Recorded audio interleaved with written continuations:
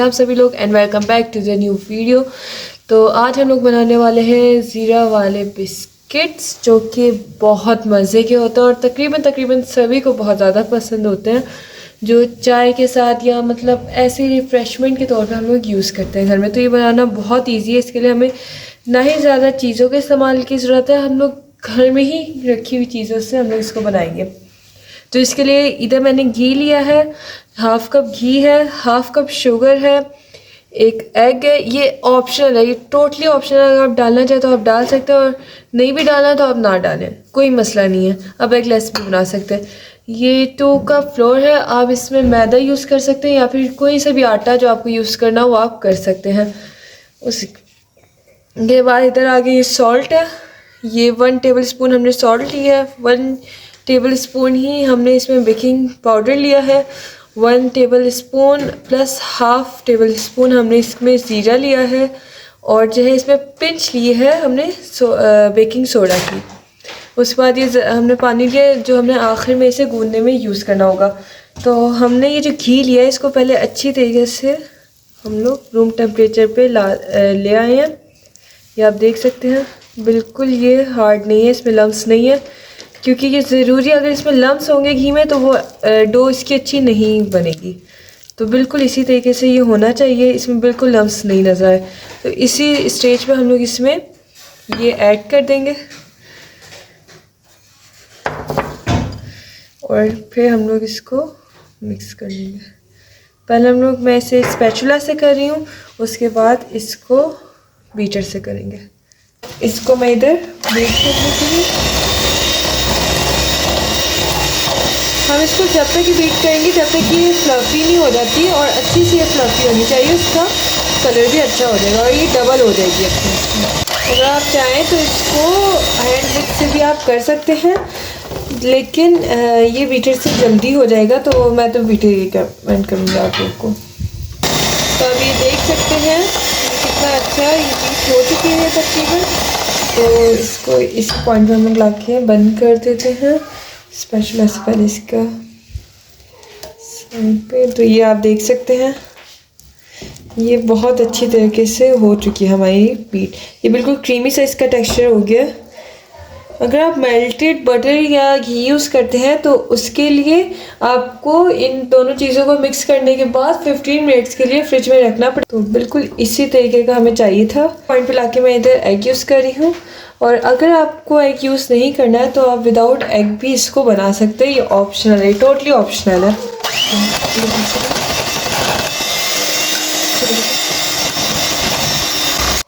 तो ये मैंने इसको अच्छी तरीके से बीट कर लिया, तो आप देख सकते हैं कितना अच्छा ये फ्लफ़ी सा इसका टेक्सचर आ गया। तो इस पॉइंट पे हम लोग इसमें ये जो हमने आपको चीज़ें बताई थी इसके अंदर ऐड कर देंगे और इन सारी चीज़ों को मिक्स कर लेंगे। अच्छी तरीके से इन चीज़ों को मिक्स कर लेंगे बिल्कुल इस तरीके से, क्योंकि ये ज़ीरे वाले बिस्किट तो इसमें ज़ीरे का होना ज़रूरी है। लेकिन ज़ीरा जितना मैंने आपको होता है उतना डालेगा। अगर आप इसे ज़्यादा डालेंगे तो इसका टेस्ट कड़वा सा हो जाएगा, और अगर आप इसे कम डालेंगे तो इसका टेस्ट नहीं आएगा। तो बिल्कुल इसी तरीके से इसके अंदर मिक्स कर लेना। साइड से साफ़ कर लेते हैं। बाकी मैं इसके अंदर मैदा ऐड कर रही हूँ। अब मैं इसमें थोड़ा थोड़ा करके मैदा ऐड करूँगी। बिल्कुल इसी तरीके से आपने करना है, थोड़ा थोड़ा इसको ऐड करना है, एक साथ सब कुछ मिक्स नहीं करते हैं। ये आप देख रहे हैं बिल्कुल इसी तरीके से हमने इसको करना है। और जब ये हो जाएगा तो हम लोग इसके अंदर बाकी का मैदा ऐड करेंगे। पहले अच्छी तरीके से हो जाए। तो ये आप देख लें ये हो चुका है तकरीबन मिक्स। तो इसके अंदर हम लोग बाकी का भी मैदा ऐड कर देंगे। बिस्मिल्लाहिर्रहमानिर्रहीम। ये मैंने बाकी का भी मैदा इसके अंदर ऐड कर दिया है। तो अब इसको हम लोग पहले स्पैचुला से अच्छी तरीके से मिक्स कर लेते हैं। उसके बाद स्पैचुला का काम हमारा इधर ख़त्म हो गया, अब हमारे हाथों का काम है। तो हम लोग इससे अच्छी तरीके से हाथों से गूंद लेंगे, लेकिन इसको मुक्किया नहीं लगाना। मैं पहले ही बता रही हूँ, मुक्किया नहीं लगाना, ख़बरदार जो मुक्किया लगाई। लगाने से इसका जो आटा है वो जैसा हम लोग रोटियों की तरह आटा बनाते हैं उस तरीके का बन जाएगा और बिल्कुल अच्छा नहीं रहेगा। तो इस वजह से, और जो है क्या नाम है, हमारे जो बिस्किट्स हैं वो खस्ता नहीं बनेंगे।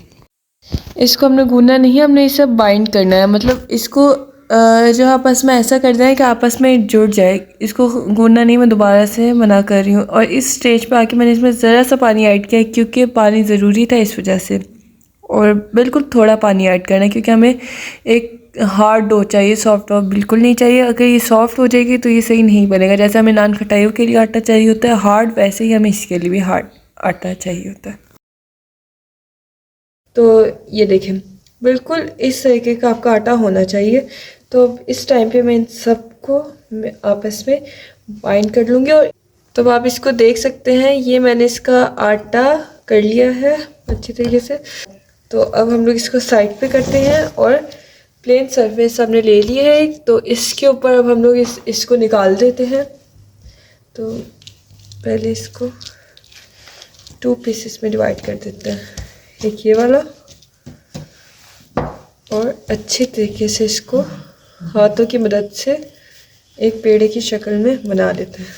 ऐसा अपने बना लें कि आप एक ऐसी बॉल बना लें जिसमें कोई लाइन ना रहे, वरना ये टूट देंगे जब आगे बनेंगे। तो बिल्कुल इसी तरीके से आप कर लो। अगर आप हमारे चैनल पर नए हैं और आपने अभी तक वीडियो को लाइक नहीं किया तो जल्दी से आप जाके पहले लाइक कर दें, उसके बाद आप सब्सक्राइब बटन पे क्लिक कीजिएगा और साथ ही आप बेल आइकन पे भी क्लिक कर दीजिएगा ताकि आप हमारी वीडियो से अपडेट होते रहें साथ के साथ। ये अब हमारा हो गया। तो इसको पहले हम लोग अच्छी तरीके से फैला लेंगे, अच्छे बिल्कुल इस तरीके से।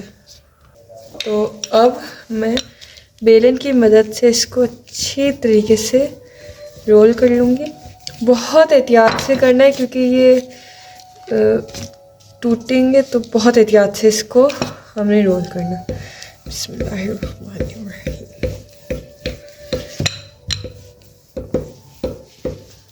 और बिल्कुल बारीक भी नहीं करना, बिल्कुल मुनासिब से इसको करना। तो मैंने इसको कर लिया। अब मैं कटर की मदद से, आप किसी कैप की से भी आप इसको कट कर सकते हैं, लेकिन मैंने इधर कटर का यूज़ किया है। आप चाहें तो आप कैप यूज़ कर सकते हैं। आपको जिस साइज़ का कट करना हो, जिस शेप का कट करना हो आप कर लें, आपकी मर्ज़ी है।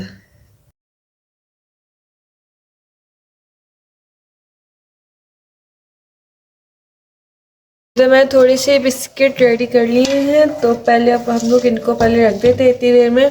तो इधर मैंने एक पैन लिया है, इसके अंदर मैं थोड़ा सा ऑयल डालूँगी और इसे अच्छी तरीके से फैला दूँगी। तो इससे मैंने अच्छी तरीके से फैला दिया है साइडों पे। अब अपने बिस्किट्स हम लोग इसको ना ज़रा फासले से रखिएगा क्योंकि ये फूलेंगे, जिस वजह से इनका फासला खुद ब खुद ही कम हो जाएगा। तो ये मैंने रख दिए हैं।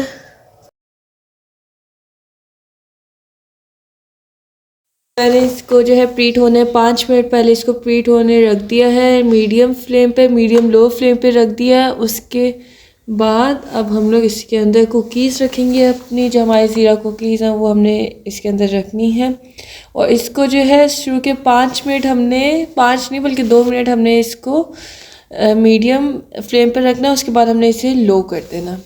मिनट्स तक इसको बेक करेंगे और इसकी ये निशानी होगी कि इसके जो साइड हैं वो चेंज हो गए, उनका कलर गोल्डन ब्राउन टाइप आ जाएगा।